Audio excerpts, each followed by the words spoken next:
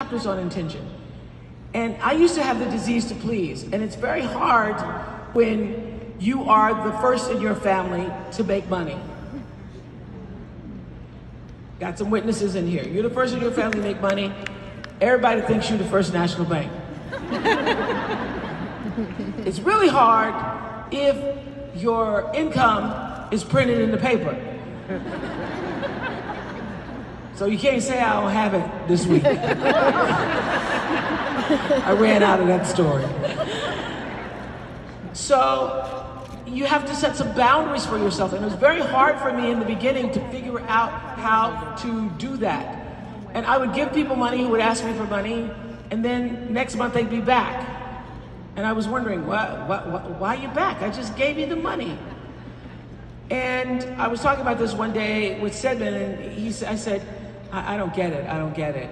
And he said, what don't you get? I go, well, you know, I'm such a nice person, and I'm giving this person this money because I want him to think I'm a nice person. He goes, oh, you think you're nice?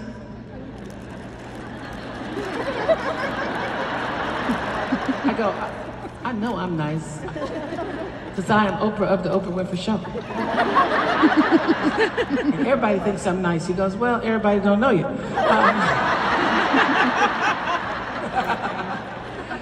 He goes, nice is not the word I would use to describe you. So I started thinking about it. He goes, you want people to think you're nice, that's what they think. They think you're nice, that's why they keep coming back for money. So, oh yeah, that's the principle, bam. So I said, well, if I'm not nice, who is nice? He goes, now Gail is nice. It's true, she's so nice, she's so nice. So I'm other things. I'm generous, I'm kind, I'm thoughtful, but not so nice. And so when I realized, oh, I'm trying to make people think I'm nice, and I know there's lots of you in this room where you say yes when you mean no, and you do that because you want people to not be upset with you, you want them to think you're nice, they want to think so you're the one they call, you're the one they call, and you're the one they keep calling. Because the message and intention that you have given to them is that I'm the one you call. I'm the one you call. I'm the one that you can count on at the last minute. I'm the one that's going to pick your kids up. I'm the one that's going to keep doing the thing that I don't want to do because I don't want to upset you. So getting clear about what you intend when you say yes or no changes the paradigm and shifts your life. So here's how that has worked for me. When I first started to get this around 1989, I said to the producers of the Oprah Winfrey Show, do not bring me an idea unless you have a clear intention of what you want that show to be. And when you bring the idea, you must know that I have to find my intention within your idea. So I can't do an idea that's just your intention. You gotta, when you're bringing the intention, find a way for me to align with whatever it is so that I am not faking it on the air. I don't want to do one thing that isn't in alignment with what I believe is the truth of me.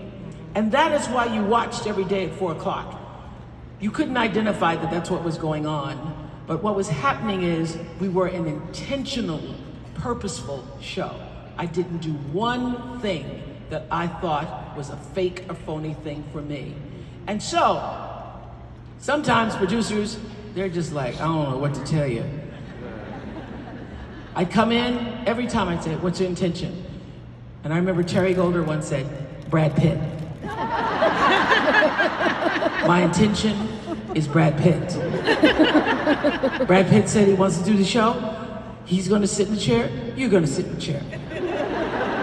You're gonna talk to Brad Pitt, everybody's gonna be happy, that's my intention. Thank you, Terry. I go, I get that, I can line up with that. So here's another example. Just recently, my friend Tina Turner was,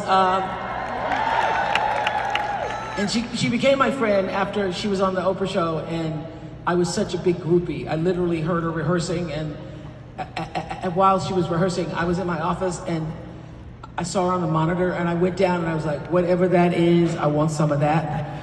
And ended up doing, I think, 7 or 8 shows following her around the country with her Wildest Dreams tour. And so Tina and I became friendly and then became friends. So she's had a rough past 5 years. In the past 5 years, she's had a stroke and she's had cancer and she had a kidney replaced and and also got married at 75. And her husband ended up giving her a kidney, but she's had a rough 5 years. But just recently, they were opening a play on Broadway for Tina, which if you get to New York, go see it. It's really worth your time.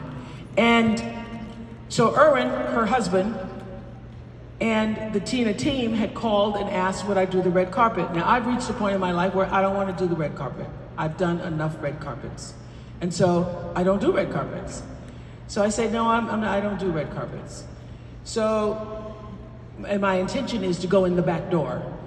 To be there to support Tina, but I'm gonna go in the back door to do it, and I'll be sitting there by the time she arrives in her seat. So a couple of people keep calling and say, no, Tina really wants you to come. I go, well, Tina wants me to come on the red carpet. I'm sorry, I don't do red carpets, not even for Tina. Then I get a call from her husband, Erwin, who says, Tina is not really walking with stability. She is a little shaky, and she wants you to be on the other side of her when she walks the carpet. And I said, so are you asking if I will help support Tina physically to be on her other side? He said, yeah, I'm asking because I don't want her to appear wobbly on the carpet. And so if you would stand on the other side of her, if you would meet us at the car when we get to the carpet and meet us on the other side and help her walk in. I go, that I can do. That I can do. If my intention is to actually physically support Tina, that I can do. I said, I will do that, but I will not be answering questions on the red carpet. So he goes, no, we're just gonna walk right in. So the clarity of knowing what you want, and no matter who asks you, no matter what the pressure is, because I don't get little questions. Like, if I make a mistake, my mistake is gonna be on the evening news or in the New York Times. It is.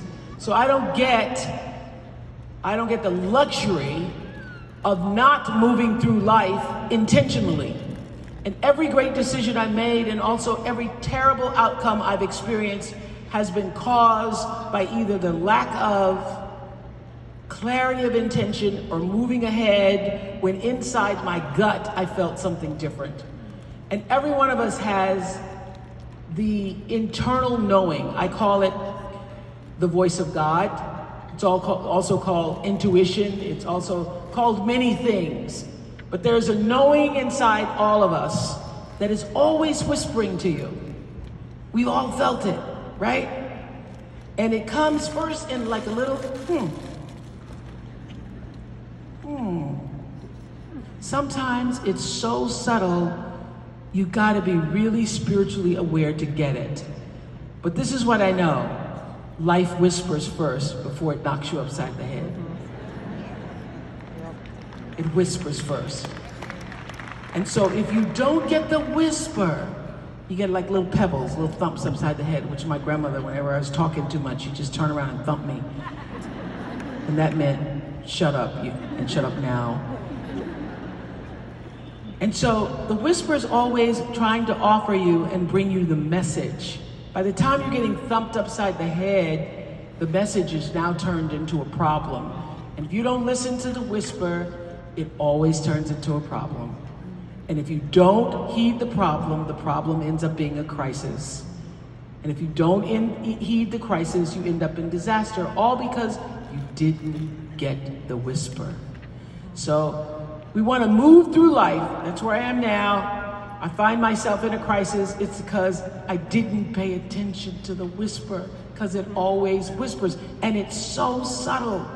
The whisper is just a And anybody in here who's ever been betrayed or partners had an affair, after the affair, the disaster, the oh my God, the whole thing, you always go back to the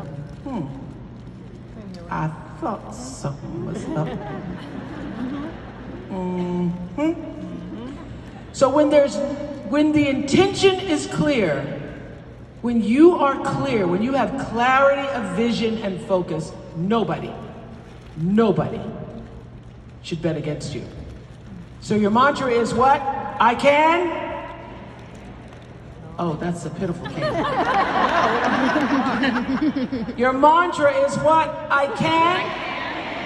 I will. Watch me. Watch me. Bring out your workbooks.